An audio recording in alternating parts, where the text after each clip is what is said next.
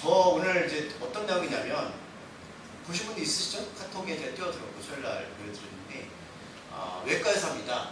필리핀에서 사역하시는 분들이 암수술 2번 했어요. 췌장암 수술하시고 지금 이제 그 위암 말기 4기입니다.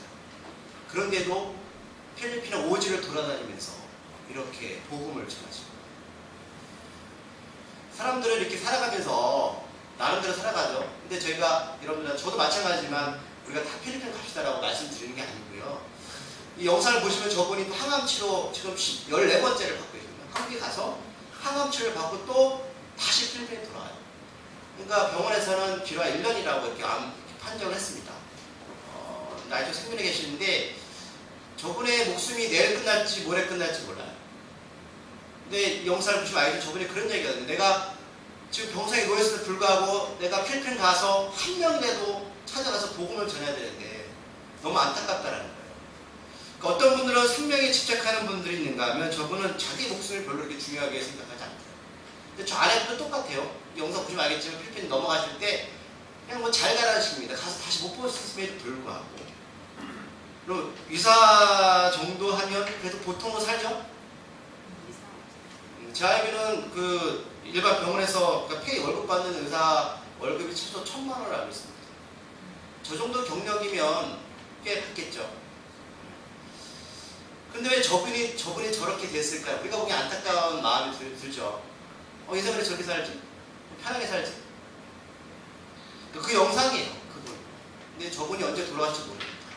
근데 그때 우리가 영상 봐, 저분이 필리핀에 가셔서 그런 멘트를 하시면 내가 여기서 그냥 소천하겠다는 거예요. 위암 4기 정도 되면 사람들 대부분 병원에 가서 죽을 날을 기다리죠. 그런데 저분의 생각은 다른 것 같아요. 제가 이제 이번 주에 저희 큰누님 집에 이제 갔다 오면서 제 집사람이 그 어디서 또 CD를 하나 찾았어요. 차 안에서. 근데 어떤 CD냐면 여러분 이 노래 아세요? 제가 대중가요 하나 부를게요. 원래 잘 부르거든요. 잘 들어보세요. 그대 나를 두고 떠나가지 마라 토요일은 밤이 좋아. 모르세요? 이 노래 누구 노래인지 아세요? 왜 웃어? 토요일은 밤이 좋은 거야. 또 뒤에 있어. 그대 바라보며 살아갈 수 있는 토요일은 밤이 좋아. 이 밤은 영원한 것 그리움이 흐르네 끈짝끈짝끈짝. 괜찮죠? 저 원래 대중가 잘 불러요 원래. 지금 처음에 이제 신학을 시작해서 찬송을 부르는데 사람들이 제가 항상 반박자 빨리 부르니까 원래 노래방 가면 반박자 빨리 부르거든요. 저기 안 된다는 거 거룩하신 분들은 왜 저렇게 찬송을 부르지? 근데 저는 몰랐어요. 근데 저는 그렇게 부르는 줄 알았어요. 나중에 알고 보니까 그 찬송가를 가요처럼 부르는 거예요 제가. 못 느끼세요? 이 노래 누가 부른지 아십니까? 네? 박남정이? 아니. 에이, 박남정은 이거. 김종찬 아십니까? 굉장히 유명했던 가수, 탑 가수였어요.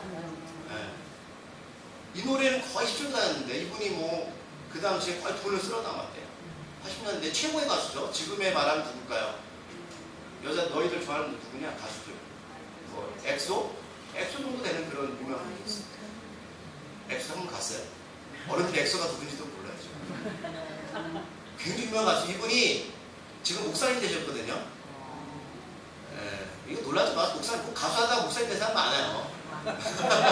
근데 어떻게 복음을 접하게 되냐면 사업을 했는데 사업이 망하게 돼서 감옥에 가게 됐습니다. 그래서 복음을 듣고 이렇게 목사님 되셨는데 주변에 이런 연예인들이 꽤 있습니다. 근데 제가 이분을 좀 좋아하는 이유가 뭐냐면 이분을 이렇게 뭐 광고를 하지 않습니다. 뭐 내가 전직 가수였다, 뭐 잘 나가는 가수였다면서 뭐 사방팔방에 돌아다니면서 광고하거나 간증하지 않는 분이에요. 그래서 이분을 굉장히 좋아해요. 이분이 그 어느 집회에 참여하셔가지고 이런 말씀하셨는데 뭐라고 했냐면 자기가 500명에서 많게는 1000명을 수용할 수 있는 교회에 100명도 채 넘지 않은 성도들이 앉아 있었다. 성도 수는 줄어드는데 자꾸만 교회당을 넓히려는 모습이 안타깝다. 이런 모습 때문에 기독교가 소위 왕따를 당한 것 같다라는 이렇게 말씀하셨고요. 이분의 꿈이 원래 지금은 교회를 하시는 것 같은데 한국교회라는 큰 지붕을 떠받치는 작지만 튼튼한 하나의 벽돌 같은 교회를 개척하는 것이 꿈이다 라는 고백을 했습니다.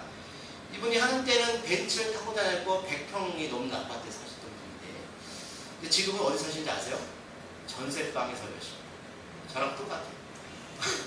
잘 나가던 이런 뚝가수가 전세방에 살고 있고, 또 이분이 뭐라고 고백했냐면 하나님이 나와 함께 하신다고 생각하니 환경이 어떠하든 지금 여기가 천국이다 라는 말씀을 하셨어요. 그래서 저는 이 말씀을 드리면서 여러분들 이렇게 살라고 말씀드리고 싶은 마음도 없고, 여러분 공감 안 하셔도 돼요. 왜냐하면 원래 좀 이렇게 뭐 매체에서 인터뷰하는데 뭐 제가 지금 사는 게 지옥이라고 말씀하시겠어요. 그런데 이분은 어디를 가든지 대중가를 자기의 가요를 부르지 않습니다. 잘 나가는 때 좀 부르지 않고 정말 찬양만 이렇게 간증 집회를 하시는데, 아까 처음 말씀드렸던 박누가 목사님, 박누가 선생님이나 또 이렇게 김용찬 이 목사님 잘 나갔잖아요. 그래서 제가 이 두 분을 바라보면서 그런 생각이 드는 거예요. 이분 삶 가운데 도대체 어떤 계기가 있었을까라는 거죠. 왜 어떤 계기가 이 삶 가운데 강하게 작용을 해서 그렇게 잘 나가던 과거의 삶을 적어도 우리가 보기에는 미련한 삶을 살아가고 있을까라는 겁니다. 제가 그 생각을 하게 되었고, 그 생각을 좀 놔두고 싶다는 분들이더라고요. 다른 게 아니에요. 뭐 잘 나가는 가수, 의사 많잖아요. 병원과 의사들 많지 않습니까? 지금도 잘 나가는 뭐 가수들 많습니다. 그런데 전에 이분들은 과거에 얽매이지 않고 여전히 자기가 삶이 더 힘들고 어려움에도 불구하고 그 삶을 영위해가면서 어떻게 보면 좀 미련하게 살고 있다는 것이죠. 만약 우리가 여기 모든 걸 내려놓고 필리핀 가자고 하면 가시겠어요? 저는 좀 갈 수 있는 마음이 조금 있습니다. 왜냐하면 제가 목사라 그런 게 아니고요. 저는 좀 버려야 될 게 여러분들 좀 적을걸요. 여러분은 저보다 가난한 분 계신가요? 그러면 안 돼요. 부자로 사셔야지. 근데 저는 버릴 게 좀 적어요. 그래서 마음이 좀 괜찮아요. 그런데 좀 가진 게 많으신 분들은 쉽지 않을 겁니다. 그 차이인 것 같아요. 도대체 이분들이 예수를 믿는 이유가 무엇일까? 어떻게 믿고 있고 왜 이렇게 살고 있을까? 그러면 위험 말기 사귀면 어떻게 사실 것 같으세요? 생각해 보셨어요? 나는 아마 안 걸릴 거야. 나는 절대로 아마 안 걸려. 나는 그냥 늙어서 벽에 그거 칠하면서 죽을 거야. 여러분 자신하지 마세요. 사람 목숨이 그렇게 쉽게 움직이는 게 아니에요. 위험 사귀면 어떻게 여러분 마지막 죽음을 준비하실 것 같으세요? 저도 좀 고민되는 부분입니다. 일단 좀 아이들하고 시간을 보내고 유월을 해야겠죠. 아내한테도 좀 미안한 얘기 좀 하고, 미안해, 명품 못 사줘서 좀 얘기 좀 하고, 어떻게 보내실 것 같으세요? 오늘 3주 동안 우리들이 사도행전의 이야기를 좀 나눴습니다. 지난 3주 동안 뭐 숨겼던 스테반 집사, 벨드 집사, 또 복음이 전파되었는데 사마리아성에 있었던 마술사 시몬, 그는 복음을 들었지만 여전히 마음이 진정한 변화가 없었어요. 그래서 성령 사역을 받지 못해 여전히 그 자리에 머물러 있었던 사람, 또 이도피아 지난주 나눴던 네시, 그분은 정말로 복음을 듣고 세례를 받았죠. 기쁨으로 집으로 돌아가는 장면까지 봤습니다. 왜 사도행전이 이렇게 이어서 복음이 처음으로 외지로 전파됐던 사람들을 열거했을까요? 저는 이 400 동안의 본문을 보면서 하나님 우리에게 그걸 말씀하시는 것 같아요. 사람들이 여러 가지 모양으로 교회를 다니고 예배를 드리고 예수 믿는다고 하지만 결과는 다르다는 거죠. 결과는 다르고 그들이 복음을 듣고 어떻게 반응하냐가 다르다는 겁니다. 똑같지 않다는 우리에게 말씀하시는 것 같아요. 그죠? 집사, 스테반, 그 다음에 빌리, 그 다음에 시몬, 오늘 이디오피아 관리 내시, 오늘은 마지막에 이제 바울 이야기까지 연결시키시면서 너희들이 과연 이 시대에 복음을 들은 자들의 삶의 결말과 그들이 어떻게 살고 있는지를 그들의 삶을 통해서 배우라는 것이죠. 저는 그걸 느꼈습니다. 오늘 박문과 선생님이나 우리 김용찬 목사님처럼 하나님께서 그들에게 나타나셔서 강요하면서 야, 너는 이제 복음을 들었으니까 이렇게 살아야 돼. 강요한 적 없으시거든요. 꿈에도 나타나신 적이 없어요. 근데 그들이 그런 상황에도 불구하고 어떻게 보면 자기의 모든 것을 내려놓고 바닷가 내려가는 인생 가운데서 기쁨을 가운데 살아가고 있다는 것이죠. 우리는 가진 것이 많음에도 불구하고 왜 이런 차이가 날까라는 겁니다. 오늘 사울은요, 처음에 본문에 나오는 것은 아니에요. 나중에 이름이 바뀌죠. 뭐라고 바뀌죠? 바울로 바뀌어요. 성이 바뀌어요. 사실 바시로. 웃기지 않으세요? 이전에 스데반을 순교할 때 처음 나옵니다. 사도행전 7장 58절에 보면 성 밖으로 내치고 돌로 칠세 증인들이 이 옷을 벗어 사울이라는 청년의 발 앞에 두려라는 말씀이 있습니다. 오늘 이렇게 사도행전에 기록한 사람 누가라는 사람이 누가복음 기록자가 사도행전 똑같이 기록을 했습니다. 이제 3인칭 관점에서 보는 거예요. 스데반이 순교할 때에 사람들이 옷을 벗었는데 그 벗은 옷을 그 사울이라는 청년 발 앞에 뒀다는 거예요. 그런데 왜 이 사람들이 옷을 벗었을까라는 걸 제가 이유를 모르겠습니다. 근데 아마 너무 화가 나서 여러분 만약에 사울도 옷을 벗죠. 굉장히 화가 나셨던 것 같아요. 스데반이 복음을 전했을 때. 그래서 옷을 벗고 이 스데반을 죽일 때 그 벗은 옷을 가지고 그 사울 앞에 둡니다. 여러분 스데반이 어떻게 죽은지 아십니까? 단순히 돌로 쳐 죽임을 당했다고 생각하잖아요. 유대의 이런 법에 의하면 사람을 죽일 때 어떻게 죽이냐면 높이 한 죄를 죽일 때 3.5m 되는 3.5m면은 몇 층 정도 될까요? 아파트가 4층 됩니까? 한 층? 3층? 2층 정도 되는 높이겠네요. 2층의 높이에서 사람을 밀어뜨립니다. 네. 그러면 떨어질 거 아닙니까? 그러면 죽으면 괜찮은데 제가 보니까 4.5m에서 3.5m에서 떨어지면은 잘 안 죽을 것 같아요. 그러니까 이것도 계획적인 것 같습니다. 높은 곳에 떨어지면 죽을 텐데 죽지 않을 만큼 높이서 떨어뜨립니다. 그리고 나서 살핀 후에 만약에 안 죽었다 그러면 무거운 돌들로 다시 던져서 그 사람을 쳐 죽입니다. 잔인하죠. 돌에 맞아 죽는 게 쉬운 일일까요? 차라리 뭐 칼에 한번 찔거나 총에 한번 맞으면 괜찮을 텐데 이렇게 스데반을요 3.5m에서 밀어뜨려서 죽지 않았으니까 돌로 쳐 죽입니다. 그때 바로 사울이 그 자리에 있었다는 거예요. 그리고 사람들이 그 옷을 그 앞에 듭니다. 사도행전 8장 1절에 보면 스데반이 죽을 때에 이 사울이 어떻게 반응하냐면 성경에 이렇게 기록되어 있습니다. 스데반이 죽음을 보고 마땅히 여깁니다. 아무리 여러분 죽을 사람이 죽어도 돌에 맞아 죽어가는 그 모습을 바라보면서 사울은 저 인간은 죽어도 마땅이라는 생각이 들었다는 겁니다. 어떤 생각이 드십니까? 사울은 하나님을 따르던 사람이었습니다. 율법에 정통한 사람이었습니다. 그럼에도 불구하고 스데반이 죽는 것을 보고 저 인간은 죽어도 마땅이라는 생각이 들었다. 어떻게 예수를 믿는다는 이유만으로 그런 가책이나 어떤 미안함이 없고 도리어 당당하고 옳다고 생각하는 것일까라는 생각이 들었는데 제가 그 사도행전 8장 1절의 기록을 보면서 요즘 기독교인들이 이런 사울 같은 모습이 아닌가라는 생각이 들었어요.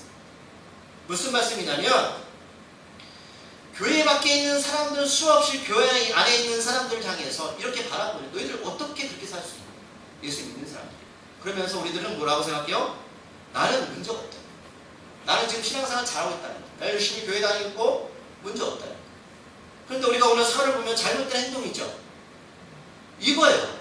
그러니까 객관적으로 나의 신앙을 교회 밖에서 바라보는 모습이 필요한데 우리들은 그럴 기회가 없다는 거예요. 그래서 나는 지금 잘하고 있다는 거예요. 근데 그나마 교회 밖에 있는 사람들을 볼 때에 그렇게 질책하는 것을 넘어갈 수 있는데 전능하신 하나님께서 우리의 신앙과 믿음을 바라볼 때에 나는 잘못된 생각하는데 아니야 라고 말씀하시면 이게 큰 어려움이 오시다는 것이죠. 그러니까 우리는 무엇인가 없고 세뇌당한 것처럼 신앙생활하고 있다는 겁니다. 분별력이나 옳고 그름을 판단할 수 있는 상태가 아니라 오늘 사울처럼 저 스데반은 죽어도 마땅이라는 생각을 가지고 그렇게 바라고 있다는 것이죠. 우리들이 사울의 이 행동이나 생각을 나누면서 어떻게 저럴 수 있을까 말할 수 있지만 내용은 다르지만 우리 공동체 안에서도 이런 일들이 충분하게 저는 존재할 수 있다고 생각합니다. 스데반 죽음 이후에도 여전히 사도행전 9장 1절을 보면 말씀의 1절을 보면 지금 이 사울이 어떤 상태냐면 주의 제자들에 관해서 여전히 위협과 살기가 등등하다고 성경이 기록하고 있습니다. 그렇다면 지금 스데반 죽음 이후에도 지금 사울이 변했습니까? 아니요. 더 심해졌습니다. 더 악해졌어요. 그런데 저는 그러면 사울만 문제가 있을까라는 생각이 들었는데 그렇지 않다는 거죠. 사울 주위에 있는 모든 사람들은 사울과 같은 생각으로 지금 살고 있다는 겁니다. 그러니까 지금 사울이 생각하고 있는 이런 말이나 행동들이 누구 하나 네 행동이나 말이 생각이 잘못되어 있어라고 충고하거나 권면하는 사람이 아무도 없다라는 거예요. 이제 누구를 믿고 있다고요? 하나님 믿고 있다. 그러니까 내가 지금 하나님 믿고 있는 모습이 문제없고 잘하고 있다. 유업과 살기가 라는 뜻은 아직도 이 사울 마음에 스테반 한 명 죽인 것만으로 만족하지 못하다. 만약 똑같은 상황이 벌어지면 어떻게 해요? 또 죽이겠다는 것이죠. 그러면 스테반이 무엇을 잘못했을까 싶어요. 오늘 사도행전 앞에 7장을 보면 쭉 스테반의 이야기가 나오는데 어떤 이야기를 하냐면 이야기라고 이제 스테반이 죽거든요. 숨기라는 게 예수님에 대해서 전합니다. 예수님 이런 분이야. 성경적 구약에 있는 근거와 내용하고 인용이 바로 우리의 메시아의 구원자라는 사실을 전한 것 뿐이에요. 예수님이 우리의 구원자시여. 그런데 이 증언이 스테반이 돌에 쳐 죽는 사건이 됐다는 거예요. 왜 그토록 유대인을 비롯한 사울은 예수님이 그들의 구원자 메시아라는 사실을 인정하지 않고 그 말을 하는 사람을 죽였을까라는 거예요. 두 가지 큰 요인이 있습니다. 첫 번째는 유대인들이 생각했던 메시아는 그들이 생각했던 것과 다르다는 거예요. 구원자는 물론 그들은 구원 여정을 기다렸습니다. 그에게 있는 그들을 구원해 주실 구원자가 오셨다는 걸 생각했고 기다리고 있었는데 예수님 아니라는 거예요. 이유가 뭐냐면 메시아는 구원자는 예수님처럼 연약한 육신을 가지고 저 천한 목자들로 태어날 수 없다라는 겁니다. 그러니까 그들이 생각하는 신의 개념은 전능해야 되고요. 아파하지도 않고 괴로워하지도 않고 뭐든지 다 해결해 주셔야 돼요. 그리고 어떻게 목자들을 태어나요? 그러니까 이분은 메시아가 아니다. 두 번째는 하나님은 메시아는 절대로 십자가에 죽을 수 없다라는 거예요. 근데 이런 생각들을 우리가 가지고 있어요. 예수님이 하나님의 존재는 항상 강해야 되고 우리가 무엇인가 원하면 다 들어주셔야 되고 빈틈이 없어야 되는 거예요. 틀린 이야기는 아닌데 하나를 놓친 게 있어요. 왜 예수님이 이 땅에 오셔서 우리처럼 아프셔야 됐고 배고프셔야 됐고 어려움을 겪으셔야 됐고 왜 죽으셨다는 생각을 안 하는 거예요. 하나님께서 왜 그토록 자신이 그런 환경에 처하도록 내버려 두셨을까요? 이유가 뭡니까?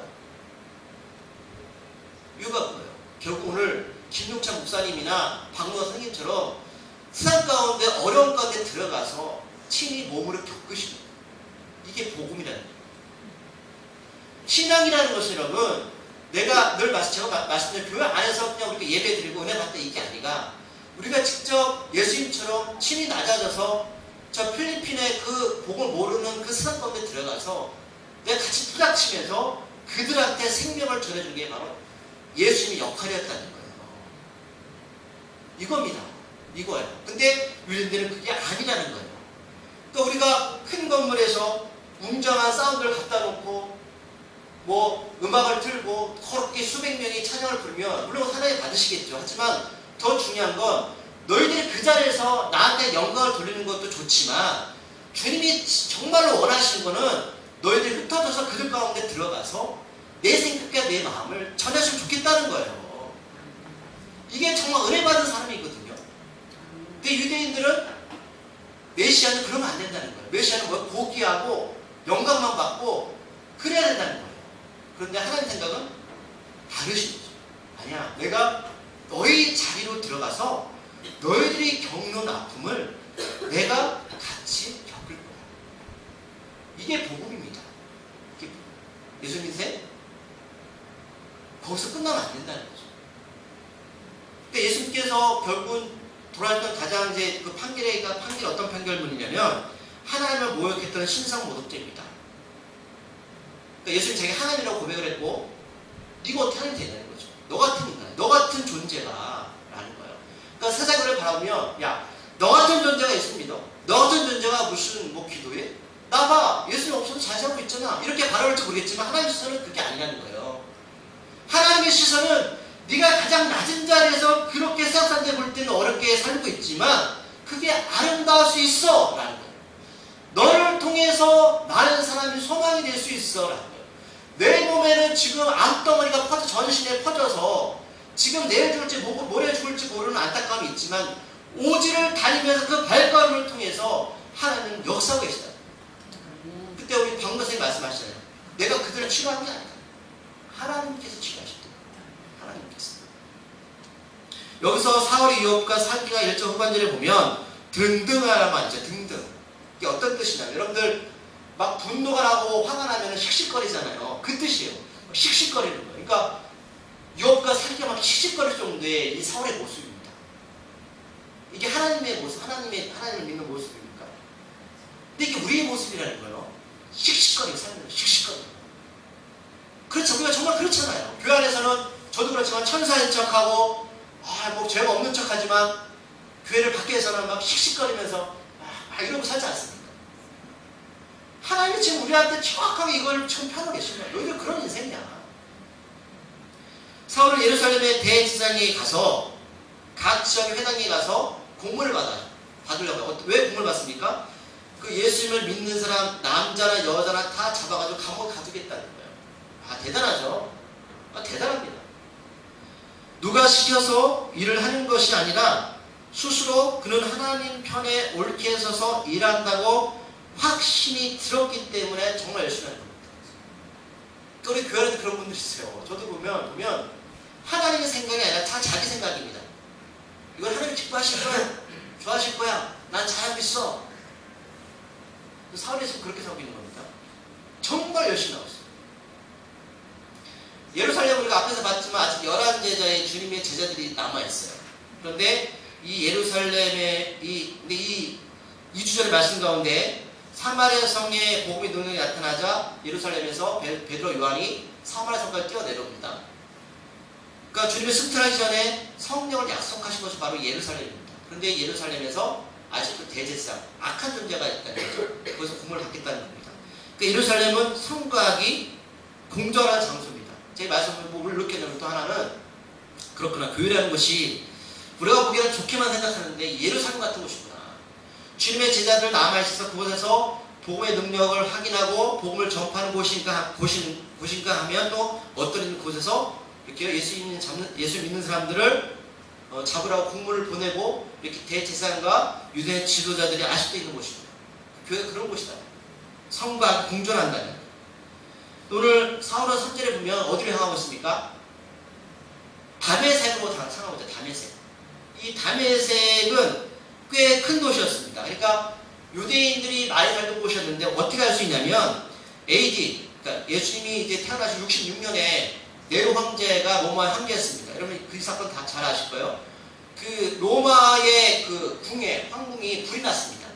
그때 네로 황제가 그 불을 기독교인들, 크리스찬들이 불을 질렀다고 했어요. 거짓말을 한 거죠. 그래서 그 기독교인들을 잡아가지고 죽였을 때에 그때 이 다메섹에서 몇 명이 죽었냐면 예수 믿는 사람 10,000명 가까이 죽었어요. 그만큼 이 다메섹은 뭐예요? 큰 도시였다는 거예요. 또 많은 사람들이 살고 있었고 회당도 많았죠. 회당은 이제 직접 교회 같은 곳입니다. 그러니까 회당이 많다는 것은 유대인들도 많지만 기독교인들이 많다는 겁니다. 그래서 그 다메섹으로 지금 사울이 쫓아가는 겁니다. 근데 거기서 다메섹에 가까이 갈지만 어떤 일이 벌어집니까? 하늘로부터 말씀해보니까 사울을 둘러서 비칩니다. 왜 비칠까라는 거예요. 비칠까. 우리 요한복음 한번 1장을 찾아보겠습니다. 요한복음 1장 7절부터 10절까지 말씀입니다. 제가 이것을 몇 번 말씀드린 적이 있을 거예요. 요한복음 1장 7절부터 10절까지 말씀. 141쪽. 왜 오늘 사울이 다메섹에 가는 도중에 빛이 그를 둘렀을 거라는 겁니다. 자, 요한복음 1장 7절부터 10절 141쪽에 있는 말씀. 찾으셨습니까? 한 절씩 읽겠습니다. 그가 증언으로 왔으니 곧 빛에 대하여 증언하고 모든 사람이 자기로 말미암아 믿게 하렵니다. 참빛 곧 세상에 와서 각 사람에게 비추는 빛이 있었나니 그가 세상에 계셨으며 세상은 그로 말미암아 지음바 되었을 때 세상이 그를 알지 못하였고. 아멘. 이 빛이 누구를 지칭하는지 아십니까? 예수님이죠. 빛이 있으라 하셨으니 빛이 있었죠? 창세기에도 보기 좋았더라. 빛이 예수님. 그러니까 지금 다메섹으로 가는 사울한테 비쳤던 이 빛은 누굽니까? 예수님이세요. 빛은 호련히 사울을 비춥니다. 호련이라는 뜻은 여러분 갑자기라는 뜻입니다. 그러니까 이 뜻을 통해서 단어를 통해서 알 수 있는 게 뭐냐면 지금 이 사울이 다메섹에 가면서 빛을 통해서 예수를 만나는 사건이 사울이 계획된 사건이 아니라는 겁니다. 전혀 예상치도 못했던 일이 벌어진 거예요. 그러니까 이 사람은 오늘 가다가 빛을 만나야지 라고 작정한 게 아니고요. 갑자기 예상치도 못한 인생 가운데서 빛을 경험하게 됐다. 하나님께서 우리에게 계획이 있으시지만 하나님은 우리가 인생을 어떻게 살아야 준비해야 되지라고 계획하시는 게 아니라는 겁니다. 갑자기 빛을 비추시고 박문가 선생님이나 김용찬 목사님처럼 내가 김용찬 목사님은 감옥에 들어갔을 때 내 감옥에서 예수님 만나야지 그렇게 얘기했을까요? 아니에요. 감옥에 들어가 싶으면 없었겠죠. 사업이 잘 되게 바랬을 겁니다. 인생 가운데. 그런데 인생이 바닥 가운데 떨어졌을 때의 그 감옥에서 빛을 만나게 됩니다. 지금 사울이 똑같은 인생입니다. 그런데 이 빛은 사울만 비추게 됩니다. 분명히 그들 가운데 동행이 있었지만 하늘로부터의 이 신비한 체험은 사울만 하게 됩니다. 왜냐하면 4절에 보면 이 빛이 능력에 대해서 나타나는데 이 빛이 사울한테 비쳤을 때에 사울이 어떤 행동을 보이죠? 4절에서 사울이 엎드립니다. 우리가 이 사건은 신약에서 예수를 만났을 때 문제 있는 사람들의 사건을 통해서 보게 되었어요. 기억나십니까? 귀신 들린 아리라든지 병 들린 사람 또는 내가 혈병 걸릴 때 여자가 예수를 만나자마자 그들이 어떤 행동을 보였습니까? 엎드립니다. 이거예요. 근데 이것을 원어에 보면 떨어지다 넘어지는 겁니다. 좋은 건 아니죠. 어디 가운데 떨어지는 거예요. 말 타고 떨어지는 거예요. 넘어지는 게 좋습니까? 그리고 인생 가운데 멋지게 말을 타고 가다가 한 예수를 만났어요. 인사치 못했습니다. 근데 떨어집니다. 넘어집니다. 그리고 인상이 비참한 거죠. 하나님 이렇게 만드십니다. 떨어져야 된다는 거예요. 넘어져 가야 된다는 거예요. 사울, 네가 그렇게 인생 가운데 위협과 사기가 등등하게 살아왔지. 예수님이 그에게 빛을 비추자 떨어져 버려요. 바닥으로 떨어지는 거예요. 내 건강이 한번 바닥을 칠 때에 비로소 자라는 인생이 또 바닥을 칠 때 비로소 하나님을 경험하게 돼요. 오늘 저도 이러지 않았으면 좋겠습니다. 그런데 오늘 사울은 어떻게 해요? 빛이 능력에 비추니까 엎드립니다. 떨어져서 넘어지게 됩니다. 그러면서 주님께서 사울아 사울아 두 번 부르면서 왜 자신을 박해하느냐고 부르십니다. 예수님의 부르심을 그래서 우리가 콜링이라고 부릅니다. 그래서 우리가 성경에 보면 아브라함, 모세, 사무엘 주님의 제자들도 사울처럼 부르셨습니다. 이것은 여러분 내 마음이 아니에요. 일방적인 겁니다. 내가 언제 하나님과 부르라고 요청했습니까? 그거 요청한 적 없습니다. 제가 언제 기도하면서 하나님께 하나님 저 목사 되달라고 기도한 적 없습니다. 그런데 하나님 일방적으로 부르신 거예요. 비교하자면 부모가 아이들을 부르고 일을 시킬 때가 있잖아요. 근데 보세요. 부모가 그 아이들의 심정을 100% 안다고 해서 다 이해하고 일을 시키면 그 아이가 제대로 잘할 수 있습니까? 아닙니다. 하나님 지금 일방적으로 지금 부르는 거예요. 사울아 사울아.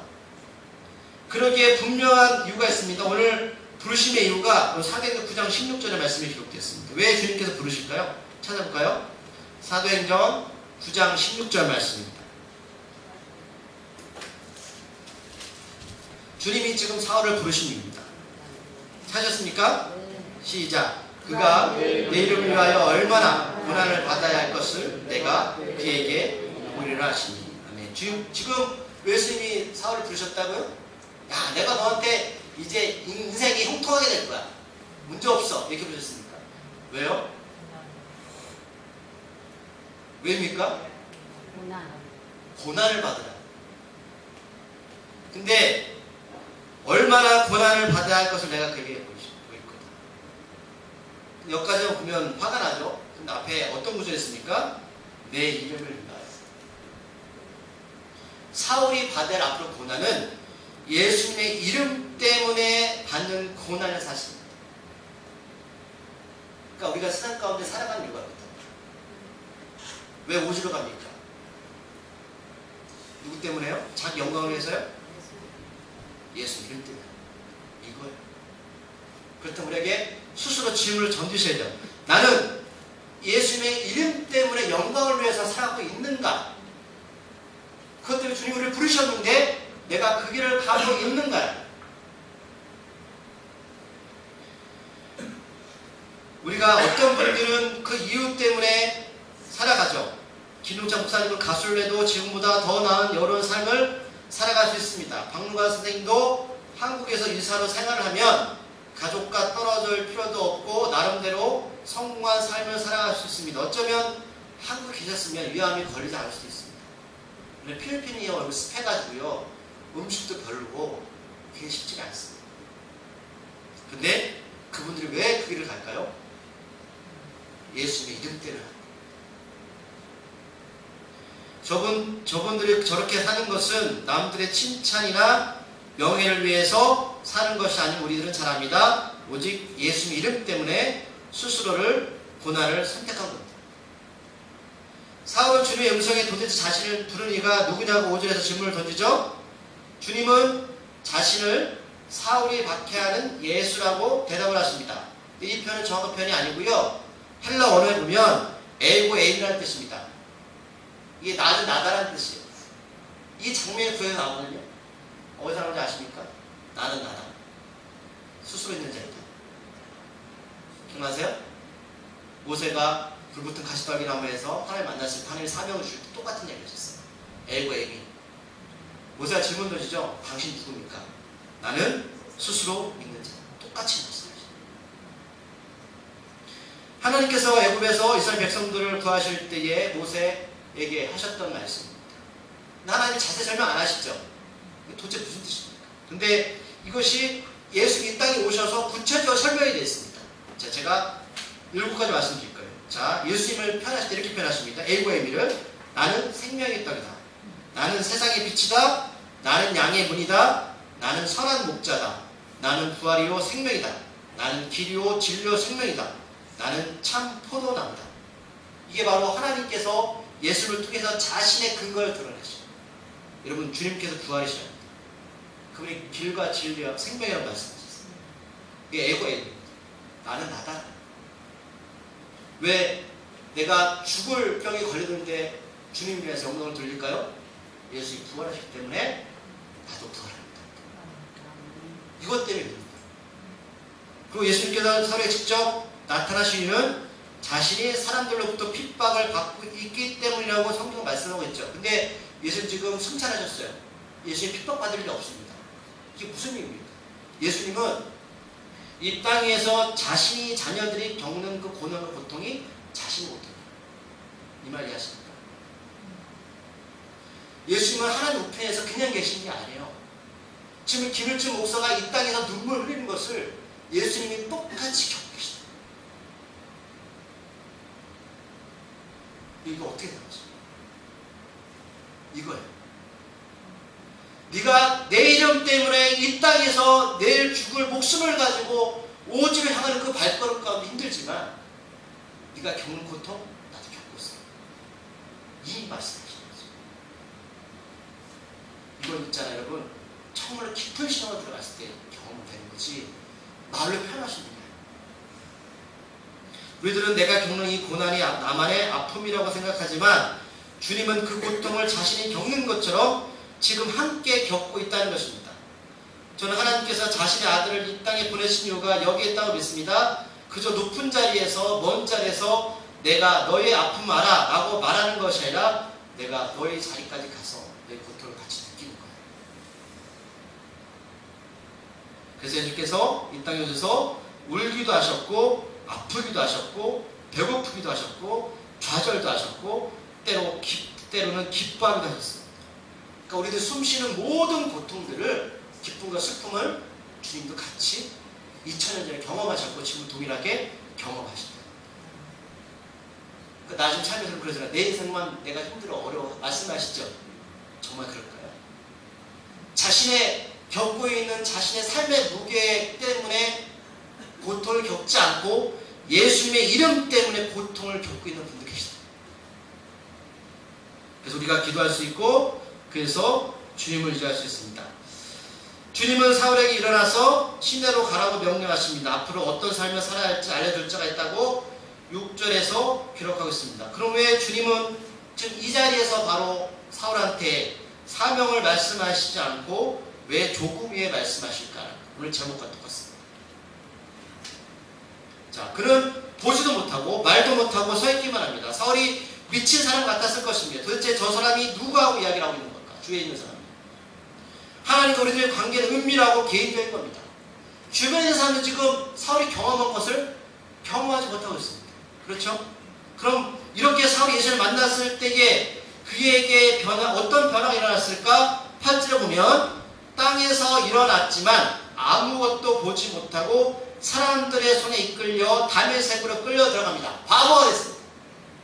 그렇게 기세가 등등했던 사울이 앞도 보지 못하고 예수를 믿는 사람들 잡았던 그 다메섹의 손에 이끌려 가는 거예요. 그러면 그 사울을 볼 때 사람들이 어떤 느낌을 받았을까요? 자, 저희가 스테반 죽였던 사람 아니냐? 저 사람 친구를 잡으러 왔던 사람 아니냐? 바보가 되었네. 그는 9절에 보니까 뭐라고 말씀하고 있습니까? 사흘 동안 보지도 못하고 먹지도 마시지도 아니하리라. 자, 쌤통이다, 고소하다, 하나님께 저주를 받은 거야. 여러 가지 반응이 보였을 것입니다. 그런데 지금 사흘 동안 이 사울은 먹지도 마시지도 아니합니다. 왜 그럴까요? 자신의 눈이 안 보이는 것 때문에 괴로워서 그럴까요? 오늘 이 말씀의 주제입니다. 자, 사흘이라는 것은 구약의 요나 이야기입니다. 요나가 물고기 뱃속에 사흘 동안 있었죠? 이게 신약에 와서 예수님이 3일의 부활 사건 말씀합니다. 똑같은 명입니다. 여러분들 만약에 사흘입니다. 제가 말씀을 정리할 겁니다. 주님이 그 전에 말씀 안 하셨어요. 명령 안 하셨죠? 사명 주지 않으셨어요? 보이지 않습니다. 여러분들 사흘이라면 여러분 사흘 동안 어떤 상황이 되실 것 같습니다?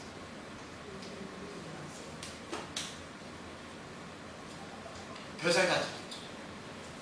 과거의 자신의 삶. 내가 어떻게 해야 되는가? 여러분 사울 잘난 사람입니다. 그는 지도자로 이제 유대인의 지도자로 뽑힐 사람이에요. 그래서 어쩌면 그 일 때문에 열심히 한 적도 있었을 것입니다. 내가 지금까지 해왔던 인생들, 해왔던 일들, 스테반 죽인 일들. 근데 느닷없이 예수를 만났어요. 사울 동안 그는 고민해서 했습니다. 앞으로 어떻게 살아요? 내 인생 어떻게 바뀌게 되죠? 근데 내가 지금 어떤 길로 가야 됩니까?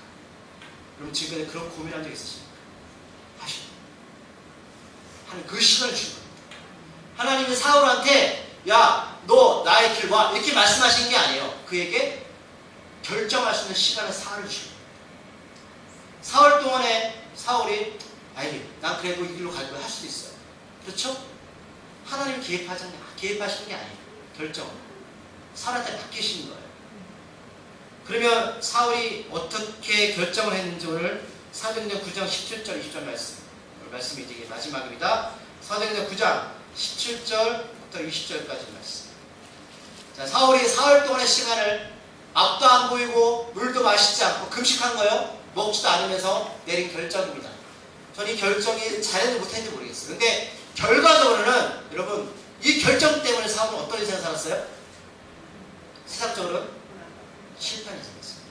자, 이 결정입니다. 17절부터 9장 20절까지 말씀. 제가 먼저 17절 읽게요. 아나니아가 떠나 그 집에 들어가서 그에게 안수할 때 형제 사울아 죽음 내가 오는 길에서 나타나셨던 예수께서 나를 보내어 너로 다시 보게 하시고 성령으로 충만하게 하신다니 즉시 사울의 눈에서 그를 받은 것이 다시 하시게 되니라.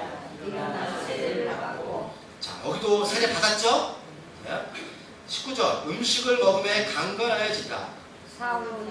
사울이 다메섹에 있는 제자들과 함께 며칠 쉴새 20절입니다. 즉시로 각 회당에서 예수가 하나님의 아들이심을 전파하니. 아멘. 지금 이 사람이 회당으로 가서 한 일이 뭐였어요? 예수 믿는 사람 잡는 거였죠? 어떻게 먹겠어요? 결정이 어떤 결정이었어요? 잘한 겁니까? 못한 겁니까? 정말 잘한 겁니까? 여러분들이 결정하십시오. 정말 잘한 겁니다.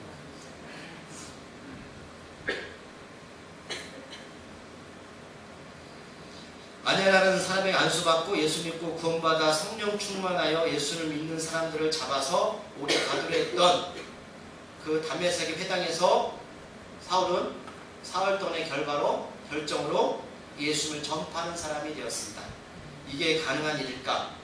김종찬 목사님이나 박노가 유사 선생님의 삶을 우리들이 어떻게 알 수 있을까? 제가 쉽게 여러분들에게 여러분 이게 믿음입니다. 믿으십시오. 그렇게 말씀드리고 싶지 않습니다. 이렇게 마세요. 이게 사시면 안 됩니다. 힘들어요. 그냥 사시는 게 사세요. 그냥 잘 먹고 잘 사십시오. 그게 편해요. 이상 목사죠? 기도하겠습니다. 하나님, 우리가 제각기 예수를 믿는다고 말하지만 그것은 우리들이 결정한 부분입니다. 내가 오주로 가든 어떤 모양으로 살든 하나님은 강요하지 않습니다. 그런데 어떻게 암덩어리를 몸에 지니고 내일 죽을지도 모르는 인생 가운데 그렇게 오지를 다니면서 복음을 전하는 것은 도대체 어떤 마음입니까? 아버지, 도대체 이해할 수가 없습니다. 어떻게 해야 됩니까? 오늘 사울도 사울 동안에 어떤 결정 가운데 그 인생을 바꿨는지 모르겠지만 이제는 예수님을 믿는 사람을 잡으러 갔던 회당에서 예수님을 전합니다. 주위 사람들이 얼마나 그를 비방했을까요? 유대인들이나 또는 기독교인들이나 사울을 박쥐 같은 인생이라고 손가락질했을 겁니다. 아버지, 우리의 결정 어떻게 해야 됩니까? 어떻게 살아야 됩니까? 어떤 길로 가야 됩니까? 참 어렵습니다. 우리에게 갈 길을 성령께서 보여주시옵소서. 예수님의 이름으로